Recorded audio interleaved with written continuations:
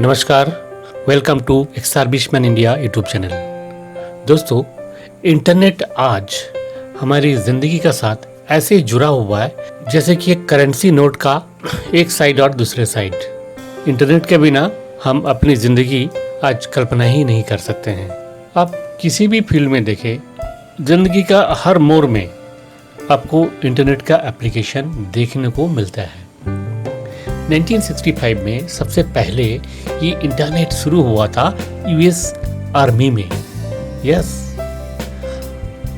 आप और हम जिस ऑर्गेनाइजेशन से बिलोंग करते हैं वही ऑर्गेनाइजेशन में पहली बार आरपानेट नाम का ये नेटवर्किंग शुरू हुआ था, जो आज का इंटरनेट का एक अर्लियर वर्जन। सो फ्रेंड्स, दुनिया बहुत आगे बढ़ गया।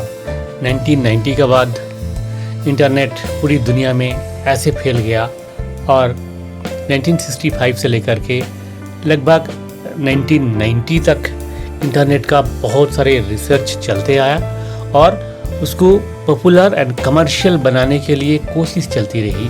और 90 से लेकर के 2020 30 सालों में इंटरनेट दुनिया को एक दूसरे हाइट में लेके आया, इस दुनिया का सिविलाइजेशन को।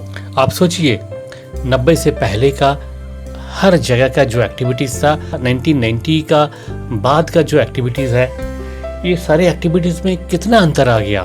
एक एक करके सारे चीज़ आपका ऑनलाइन होते जा रहे हैं, ऑनलाइन होते जा रहे हैं, ऑनलाइन होते जा रहे हैं। जब सारी दुनिया में इंटरनेट छाया हुआ है, दुनिया पूरा डिजिटलाइज हो रहा है, ग्लोबलाइजेशन हुआ है, तो फिर इंडिया क्यों पीछे रह जाए। 2015 में इंडिया में भी शुरू हो गया डिजिटल इंडिया मूवमेंट, ई क्रांति।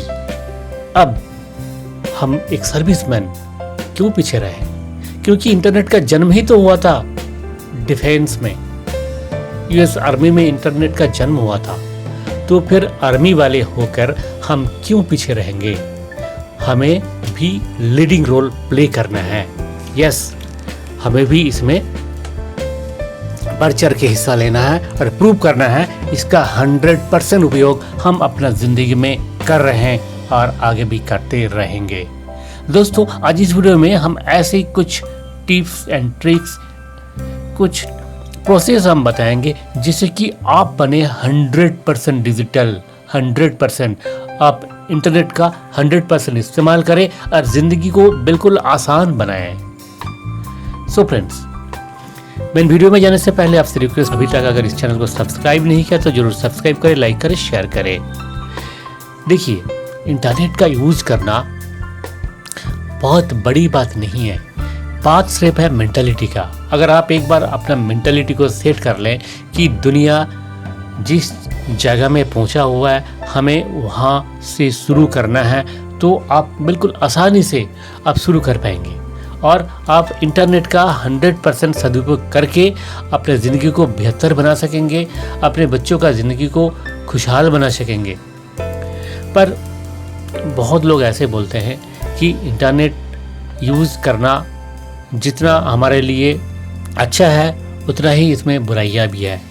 दोस्तों, हर चीज़ का मेरिट्स एंड डिमेरिट्स दोनों तो रहता ही है।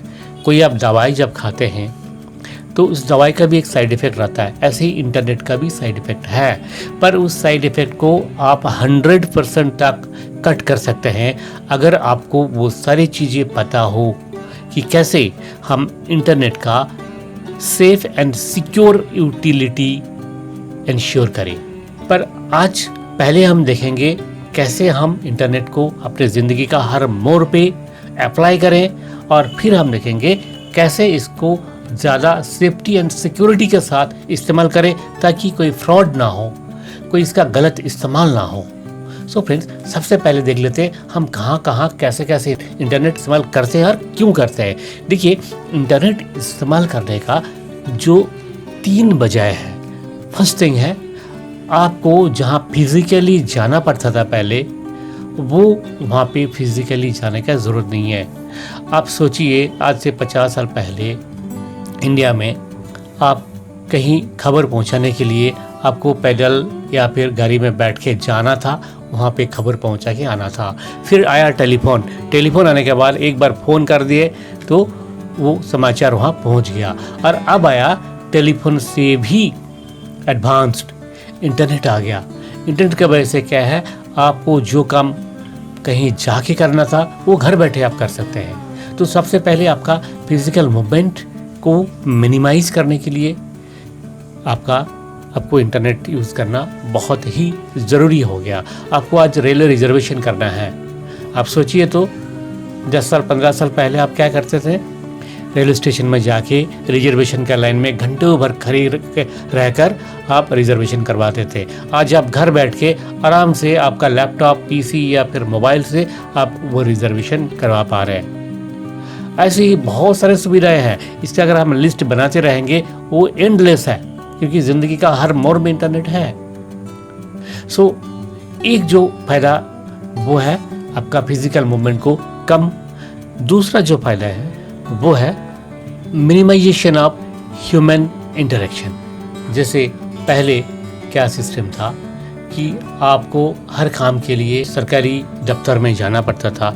वहाँ जाएंगे, सरकारी दफ्तर वाले, वहाँ का जो डीलिंग स्टाफ है वो आपसे कैसे बिहेव करेंगे पता नहीं, आपको कितना बार चक्कर कटाएंगे। फिर गलत जो बिहेवियर है जैसे कि ब्राइबरी, ये तो हकीकत है, ये तो आप जानते ही हैं। घूस के बिना बहुत कम जगह है जहाँ पे काम होता है, खास करके इंडिया में। तो ये सारी चीज़ अभी बंद हो गया। जब ऑनलाइन हुआ तो ये ह्यूमन इंटरेक्शन जब से मिनिमाइज हुआ तब से ये सारी चीज़ बंद हो गया। तो ये दूसरा फ़ायदा था। दूसरा फ़ायदा इंटरनेट यूज़ करने का ये है। और तीसरा जो फ़ायदा है वो है स्पीड। जिस काम के लिए आपको घंटा या दिनों तक कई दिन लग जाता था, अब वो काम आप मिनटों में कर सकते हैं। तो ये 3 चीज़ें जो है आपका ज़िंदगी को आसान बनाने के लिए आई थिंक काफ़ी है। फोर्थ और एक फैक्टर है जो है इकोनॉमिक फैक्टर। हाँ, इस फैक्टर को भी हमें अकाउंट पर करना है, क्योंकि आप कहीं भी जाते हैं, खुद जाके काम करवाते हैं तो उसमें आपका पैसा काफ़ी वेस्ट होता है। आप घर बैठ के अगर वो काम करेंगे तो आपका पैसे का भी काफ़ी बचत हो जाता है। सो फ्रेंड्स, ये तो इंटरनेट यूज़ करने का जो फ़ायदा है वो आप सब जानते हैं। मैं केवल एक बार आपको दोहराया ताकि आपको ये याद रहे कि क्यों मैं इंटरनेट का यूज़ करूँ। अब देखते हैं कि हम कैसे इस इंटरनेट को यूज़ करके एक डिजिटल सर्विसमैन बनेंगे। यस, देखिए, सबसे पहले इंटरनेट को यूज़ करने के लिए 4 चीज़ें आपको दिमाग में लाना है। फर्स्टली, आपका कॉन्फिडेंस। आप फुल्ली कॉन्फिडेंट रहिए कि आप जो कर रहे हैं वो सही कर रहे हैं। नंबर 2, आपको मिनिमम इंग्लिश आना चाहिए। इंग्लिश लिखना और पढ़ना आपको आना चाहिए। अगर इसमें कहीं कमियां हैं तो मैं आपको सजेस्ट करूं, इसके लिए मार्केट में बहुत अच्छा सा किताब मिलता है जिसका नाम है रैपिडेक्स स्पोकन इंग्लिश। इस इंग्लिश का किताब को आप मार्केट से खरीद लें। ऑनलाइन अगर खरीदते हैं तो नीचे दिया हुआ डिस्क्रिप्शन बॉक्स में लिंक है, वहाँ क्लिक करके आप ऑनलाइन भी खरीद सकते हैं। अगर आपको इंग्लिश में प्रॉब्लम है समझने में या लिखने में, पढ़ने में, तो आप अपना इंग्लिश का जो स्किल है उसको इम्प्रूव करें।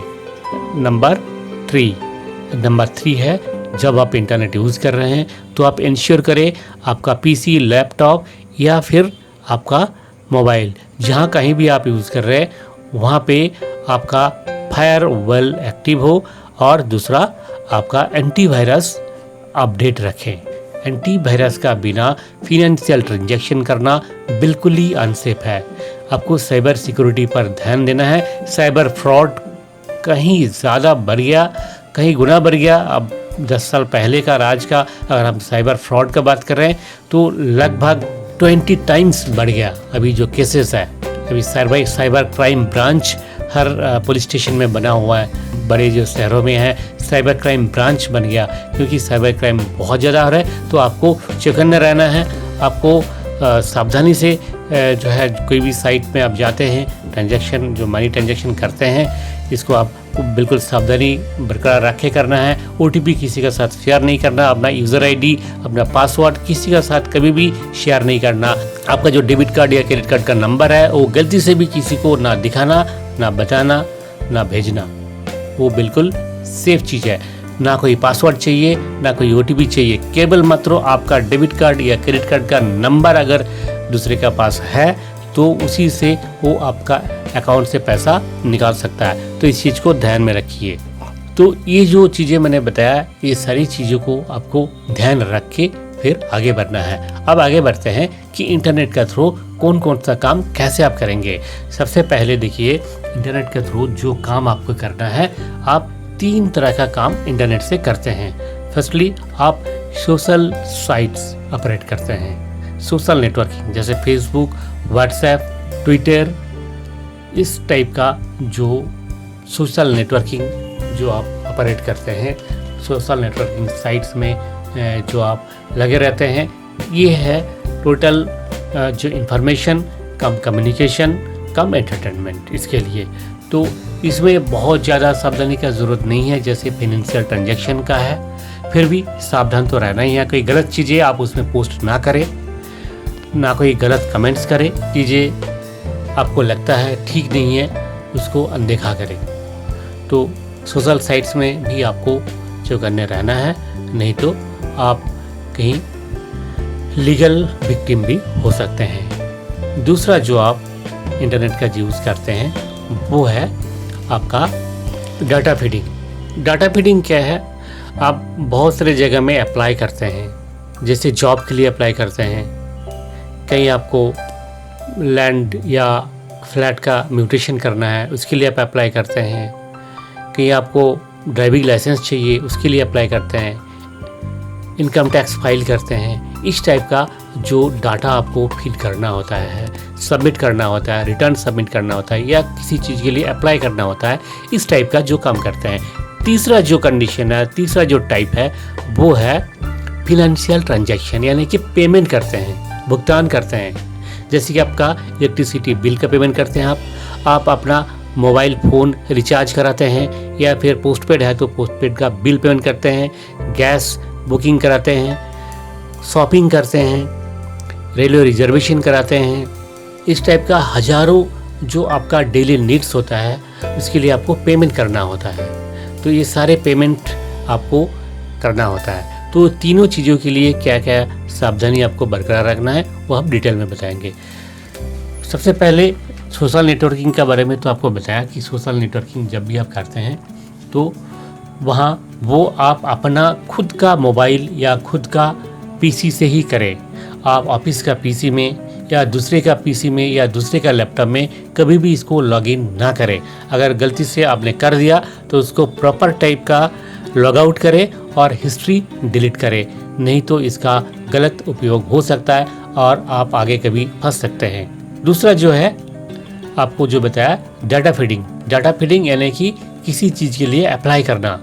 तो ये जो अप्लाई करते हैं आप किसी चीज़ के लिए, केवल अप्लाई ही नहीं, कभी आप स्टेटस चेक भी करते हैं किसी चीज़ का, वहाँ भी आपको कुछ ना कुछ डाटा इनपुट करना पड़ता है तभी वो स्टेटस आप देख पाते हैं। इसलिए इसको हम डाटा फीडिंग कैटेगरी में रखा है। तो डाटा फीडिंग कैटेगरी में जब भी आप किसी आपका अपना PC या मोबाइल या लैपटॉप से आप काम करते हैं तो डाटा फीडिंग में इस चीज़ को आप ध्यान में रखें कि आपका जो सेंसिटिव डाटा है वो चोरी हो सकता है। इसलिए आप जो भी इंस्ट्रूमेंट यूज़ कर रहे हैं उसमें प्रॉपर टाइप का फायरवॉल एंड एंटीवायरस प्रॉपर हो।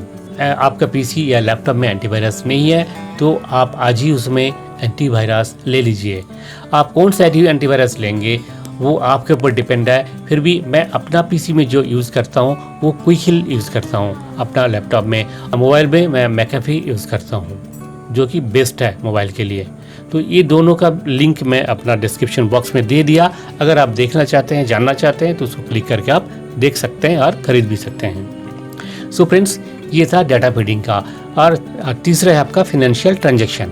ये फिनेंशियल ट्रांजैक्शन यानी कि various types of bill payment, purchase, booking, rent paying, fees paying, ये सारी चीज़ें हैं। तो इसके लिए आप कैसे पेमेंट करेंगे? देखिए, सबसे सेफ एंड सिक्योर जो पेमेंट है वह है यूपीआई जो है प्रोवाइड करते हैं। बहुत सारे ऐप है यूपीआई का, जिसमें से एक पेटीएम है, एक है गूगल पे है, और इस तरह का कई सारे ई वॉलेट सिस्टम अभी मार्केट में आया हुआ है, जो कि आपको यूपीआई लिंक्ड है, जहाँ पे आप अपना यूपीआई अकाउंट भी एक्टिवेट कर सकते हैं। जैसे पेटीएम यूपीआई है, भीम यूपीआई है, गूगल पे यूपीआई है, फ़ोन पे यूपीआई है, इस तरह का और भी कई सारे यूपीआई है। बहुत सारे बैंक का अपना यूपीआई भी है, तो आप कोई भी यूपीआई यूज़ कर सकते हैं। जैसे कि मैं अपना पेटीएम का यूपीआई यूज़ करता हूँ, और मुझे लगता है काफ़ी सरल सा इसका जो एप्लीकेशन है, बहुत ही सरल है, कुछ नहीं,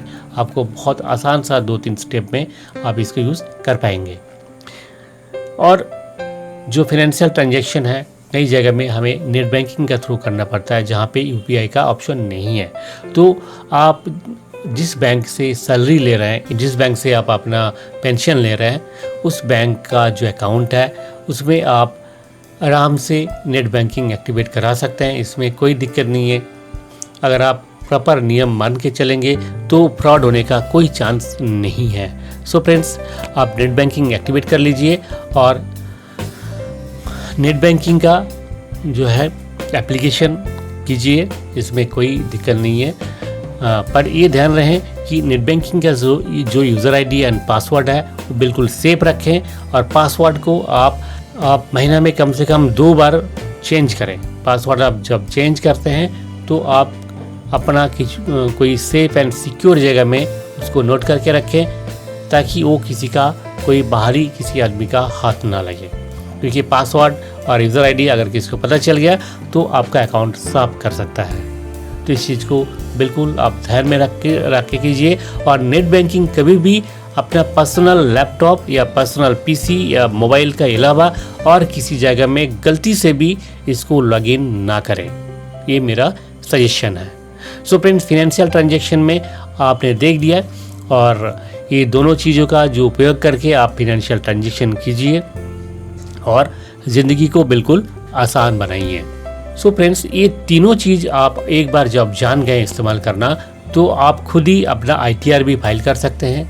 आप अपना पासपोर्ट के लिए या बच्चों का वोटर ID कार्ड के लिए भी अप्लाई कर सकते हैं। आपको चिल्ड्रन एजुकेशन के लिए अप्लाई करना है KSB का वेबसाइट में, वहाँ भी आप आराम से कर सकते हैं। आपको अपना व्हीकल का लीगल स्टेटस देखना है, व्हीकल इंश्योरेंस आपको रिन्यू कराना है, रोड टैक्स पे करना है, ये सारी चीज़ें आप खुद ही कर सकते हैं। हाँ, आपको अभी सीखना है ऑनलाइन ट्रांसफ़र करना, जो कि ऑनलाइन मनी ट्रांसफ़र करना एक वीडियो में, जो कि इतने सारी चीज़ें बताना पॉसिबल नहीं है। इसलिए नेक्स्ट वीडियो में बताएंगे कैसे आप नेट बैंकिंग करें और कैसे आप UPI का उपयोग करें। सो फ्रेंड्स, ये आज का वीडियो में डिजिटलाइजेशन का रिलेटेड इतना ही था। डिजिटलाइजेशन एक बहुत लंबा सब्जेक्ट है, इसके लिए बात करेंगे तो काफ़ी लंबे समय चाहिए, इसलिए एक वीडियो में जितना पॉसिबल था सारी चीज़ें कवर करना पॉसिबल नहीं है। उम्मीद करते हैं कि अगले वीडियो में और कुछ जानकारियाँ आपसे शेयर करेंगे। आज के वीडियो में इतना ही। वीडियो के अंत में आपसे रिक्वेस्ट है, अगर आपने अभी तक इस चैनल को सब्सक्राइब नहीं किया तो जरूर सब्सक्राइब करें, लाइक करें, शेयर करें। जय हिंद, जय भारत।